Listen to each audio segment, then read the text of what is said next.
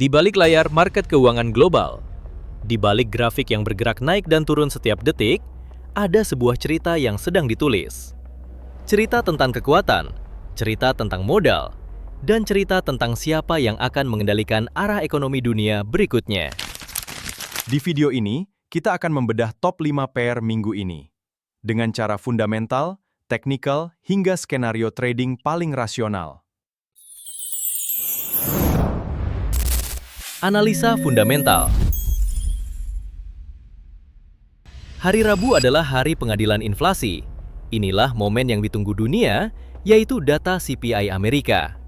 Jika inflasi kembali naik, market percaya bahwa The Fed akan mempertahankan suku bunga tinggi lebih lama. Dolar berpotensi menguat, gold bisa terkoreksi, euro dan pound berpotensi melemah. Namun jika inflasi turun di bawah ekspektasi, market kembali berbicara tentang pemangkasan suku bunga. Imbal hasil turun, dolar melemah, gold melonjak, dan mata uang mayor mendapatkan angin segar. Malam harinya, perhatian beralih ke Kanada. Setelah data tenaga kerja yang luar biasa kuat minggu lalu, market ingin tahu apakah Bank Sentral Kanada akan mempertahankan sikap hawkish. Keputusan mereka dapat menciptakan volatilitas besar pada CAD. Keesokan harinya, Eropa memasuki panggung utama. Bank Sentral Eropa akan mengumumkan kebijakan moneternya. Market tidak hanya mendengarkan keputusan suku bunga, tetapi setiap kata yang keluar dari mulut Presiden ECB. Karena terkadang, satu kalimat mampu menggerakkan market lebih besar dibanding keputusan suku bunga itu sendiri. Menjelang akhir minggu, PPI Amerika dan Consumer Sentiment akan menjadi konfirmasi terakhir. Apakah ekonomi tetap kuat, ataukah mulai menunjukkan retakan? Minggu ini memiliki satu pusat gravitasi, inflasi Amerika, semua aset, semua mata uang. Dan hampir seluruh market dunia akan bergerak mengikuti hasil data tersebut. Top 5 pair minggu ini. Pertama, pair Euro USD pada time frame H4. Chart saat ini menceritakan sesuatu yang sangat jelas. Tren bullish yang sebelumnya membawa harga menuju area 1,1850 sudah kehilangan momentum. Serangkaian lower high mulai terbentuk, lower low mulai muncul. Ini adalah definisi klasik dari struktur bearish. Bukan hanya itu, tren line penurunan masih aktif. Dan setiap kali harga mencoba mendekati garis tersebut, seller kembali masuk ke market. Perhatikan indikator EMA. EMA cepat sudah berada di bawah EMA lambat. Keduanya mulai mengarah turun. Ini menunjukkan bahwa momentum jangka menengah masih didominasi seller. Selama harga tetap berada di bawah EMA, setiap kenaikan harus dianggap sebagai retracement, bukan pembalikan tren. Area pertama yang harus diperhatikan adalah resistance 1,1600 hingga 1,1650. Zona ini sebelumnya menjadi area konsolidasi. Kini berubah fungsi menjadi benteng seller. Di atasnya terdapat supply yang jauh lebih besar, zona 1,1680 sampai 1,1740. Inilah wilayah yang menjadi sumber tekanan jual besar sebelumnya. Selama harga masih berada di bawah zona tersebut, seller masih memegang kendali. Di bawah harga saat ini, kita menemukan support penting di area 1,1500 hingga 1,1450. Ini adalah garis pertahanan pertama buyer. Namun apabila area ini gagal bertahan, market berpotensi bergerak menuju demand besar berikutnya. Di zona 1,1440 hingga 1,1390, disinilah kita berpotensi melihat reaksi institusi kembali muncul. Skenario trading. Skenario pertama, bullish. Dalam skenario ini, market harus mampu merebut kembali area resistance 1,1600 hingga 1,1650. Jika berhasil, jalan menuju zona demand 1,1680 hingga 1,1740 akan kembali terbuka. Saat itulah euro berpeluang mendapatkan napas baru. Skenario kedua, bearish. Jika berhasil break area support 1,1500, akan menjadi sinyal kuat penurunan. Maka target berikutnya berada di 1,1450 dan berpotensi menuju zona demand 1,1440 hingga 1,1390. Sebuah level yang berpotensi menjadi tujuan utama seller. Pada akhirnya, market tidak pernah bergerak karena harapan. Market bergerak karena fakta. Tugas kita bukan menebak, tugas kita adalah membaca. Membaca data, membaca sentimen, membaca jejak modal besar yang tertinggal di grafik. Minggu ini fokus utama tetap berada pada kekuatan dolar Amerika dan kemampuan euro mempertahankan wilayah support pentingnya. Kedua, pair GBP USD pada time frame H4. Perhatikan dengan seksama, sebelumnya market membentuk kenaikan yang sangat agresif. Higher high, higher low, bullish trend yang sehat. Namun setelah memasuki area 1,3650, sesuatu berubah. Institusi mulai melakukan distribusi. Buyer mulai kehilangan tenaga dan seller perlahan mengambil alih kendali. Hasilnya, breakdown besar yang mengubah struktur market. Kini kita melihat pola yang berbeda.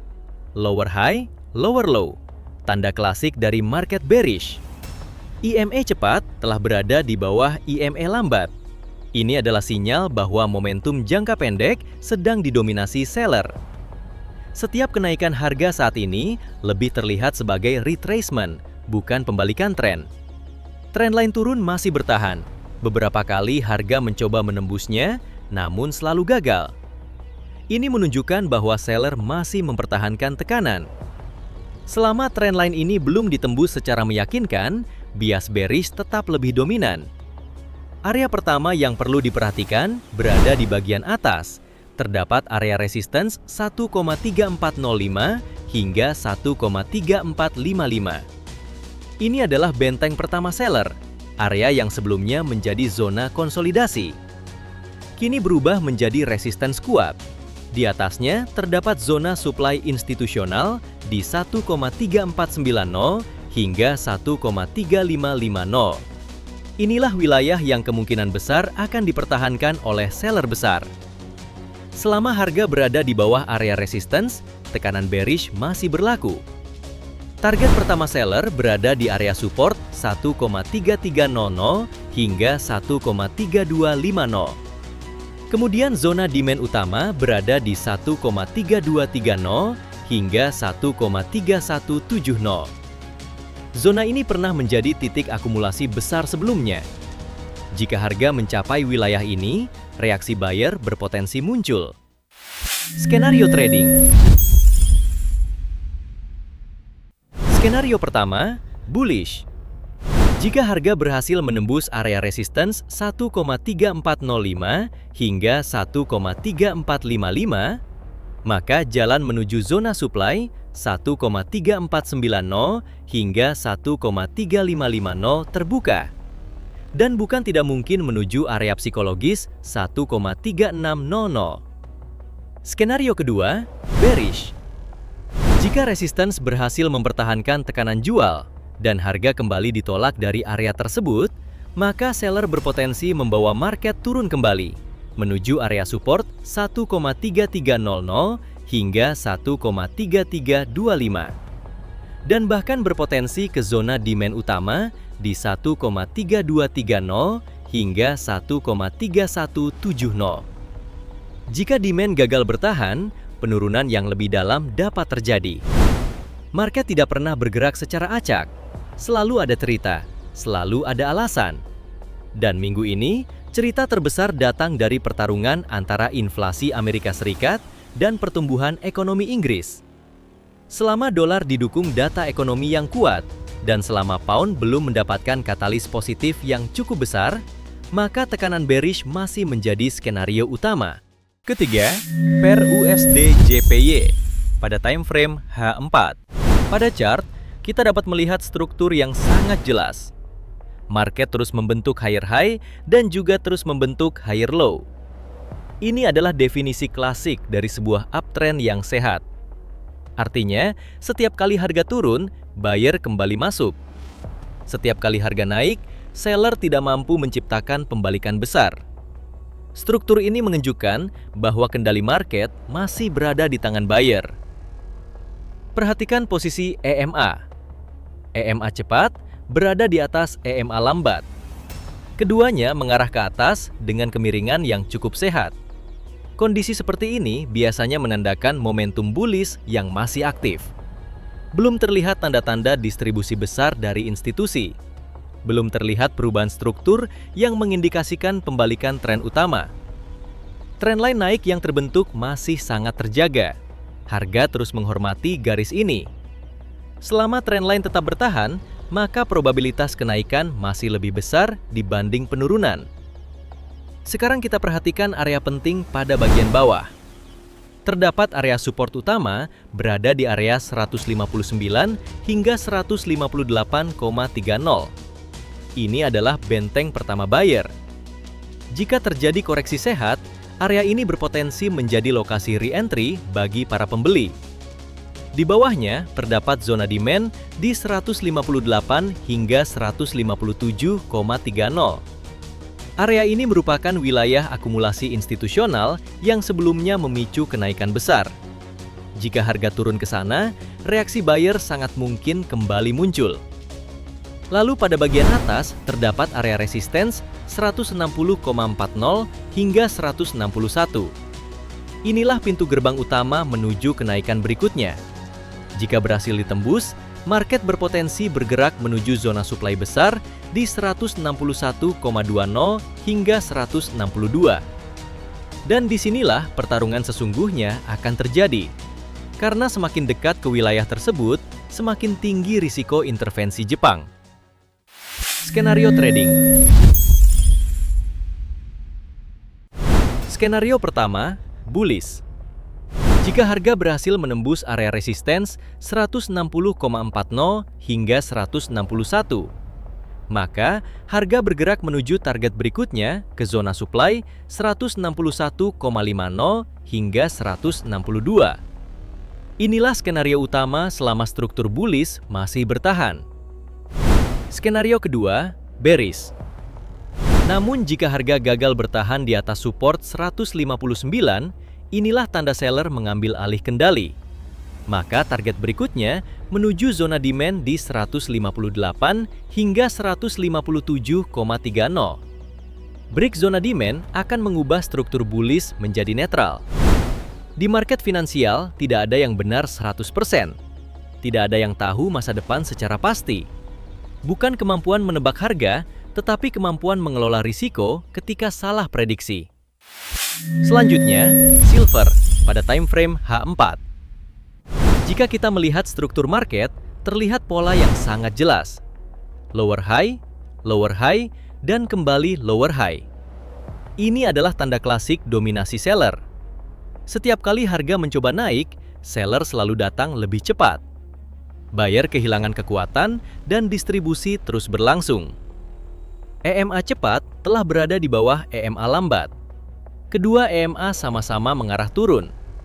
Kondisi ini menunjukkan momentum bearish masih aktif. Artinya, setiap kenaikan masih berpotensi menjadi retracement, bukan perubahan tren. Perhatikan trendline bearish yang terbentuk. Beberapa kali harga mencoba menembusnya dan beberapa kali pula gagal. Ini menunjukkan seller masih mempertahankan wilayah mereka. Selama trendline ini belum ditembus, kendali market masih berada di tangan seller. Perhatikan zona pertahanan pada bagian atas. Terdapat area resistance di 73,50 hingga 76,50. Inilah benteng pertama seller, area yang menjadi pusat distribusi.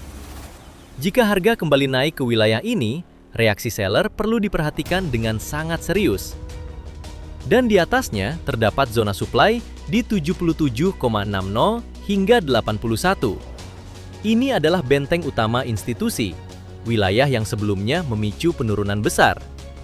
Selama harga masih berada di bawah area ini, tren menengah tetap bearish. Pada bagian bawah terdapat area support di 67,50 hingga 64,30. Saat ini harga sedang mendekati wilayah yang sangat penting. Jika area ini bertahan, buyer masih memiliki harapan. Namun jika area ini runtuh, market bisa memasuki fase penurunan yang lebih dalam. Dan di bawahnya lagi ada zona demand di 63,20 hingga 60. Inilah zona akumulasi besar berikutnya. Zona yang berpotensi menjadi tujuan seller apabila tekanan jual terus berlanjut. Skenario trading. Skenario pertama, bullish. Jika harga berhasil kembali merebut area resistance 73,50 hingga 76,50, maka buyer berpeluang mendorong harga menuju zona supply di 77,60 hingga 81. Namun buyer membutuhkan katalis fundamental yang besar. Skenario kedua, bearish. Jika harga gagal kembali ke atas resistance 76,50, maka seller berpotensi melanjutkan tekanan menuju area support 67,50 hingga 64,30. Bahkan berpotensi menuju zona demand 63,20 hingga 60. Skenario ini masih menjadi jalur yang paling realistis. Dalam trading, bukan tentang yang paling pintar, bukan tentang yang paling benar, tetapi yang mampu bertahan. Karena dalam trading, market selalu memberikan peluang baru, tetapi modal yang hilang belum tentu kembali. Terakhir, gold pada time frame H4. Sekarang, mari kita masuk ke medan pertempuran sebenarnya. Jika kita melihat struktur market, terlihat sangat jelas bahwa gold masih berada dalam fase bearish. Perhatikan bagaimana harga terus membentuk lower high, kemudian diikuti lower low, lalu kembali membentuk lower high berikutnya. Inilah definisi klasik dari tren turun. Bahkan ketika buyer mencoba melakukan perlawanan, mereka selalu gagal mempertahankan momentum. Setiap kenaikan justru dimanfaatkan seller untuk kembali masuk ke market. EMA cepat dan EMA lambat juga menunjukkan cerita yang sama. Keduanya mengarah ke bawah. Harga berkali-kali gagal bertahan di atas EMA. Artinya, momentum bearish masih mendominasi. Kemudian lihat garis trendline menurun yang membentuk kanal bearish. Selama harga masih berada di bawah struktur ini, maka seller tetap memiliki keunggulan. Di atas harga saat ini terdapat area resistance utama, yaitu area 4.480 hingga 4.600. Zona ini adalah benteng pertama seller. Disinilah distribusi besar terakhir terjadi. Jika harga naik ke area ini, kita perlu memperhatikan potensi munculnya tekanan jual baru. Di atasnya lagi, terdapat zona supply kuat di 4.660 hingga 4.770. Ini adalah wilayah yang sebelumnya menjadi pusat aktivitas institusi. Semakin dekat harga ke zona tersebut, semakin besar kemungkinan seller kembali aktif. Di bawah harga saat ini, terdapat area support utama di 4.250 hingga 4.100. Zona ini menjadi pertahanan buyer yang tersisa. Jika area ini mampu bertahan, potensi rebound masih terbuka. Namun apabila support ini runtuh, jalan menuju area demand berikutnya akan terbuka. Zona demand utama berada di 4.050 hingga 3.900. Zona ini berpotensi menjadi target penurunan berikutnya, sekaligus zona yang bisa menarik minat buyer jangka menengah. Skenario trading. Skenario pertama, bullish. Jika buyer mempertahankan area support 4.250 hingga 4.100, kemudian bergerak menuju resistance pertama di area 4.480, maka target berikutnya berada pada area 4.600, bahkan berpotensi menuju zona supply 4.660 hingga 4.770. Tapi ingat, skenario ini melawan tren. Skenario kedua, bearish. Jika buyer kesulitan mempertahankan support, lalu breakdown di bawah support 4.250 dapat membuka jalan menuju 4.100. Dan apabila tekanan jual terus berlanjut, market berpotensi menuju zona demand di 4.050 hingga 3.900. Inilah skenario yang memiliki probabilitas lebih besar. Market tidak pernah bergerak karena harapan. Market bergerak karena fakta. Dan minggu ini, fakta itu akan datang melalui data inflasi Amerika. Sebagai trader, tugas kita bukan meramal ataupun menebak. Tugas kita membaca informasi, menunggu konfirmasi, lalu mengeksekusi dengan disiplin. Jika kamu merasa analisa seperti ini membantu kamu membaca market, jangan lupa like, subscribe, dan bagikan ke sesama trader. Trade smart, manage risk, dan semoga profit konsisten.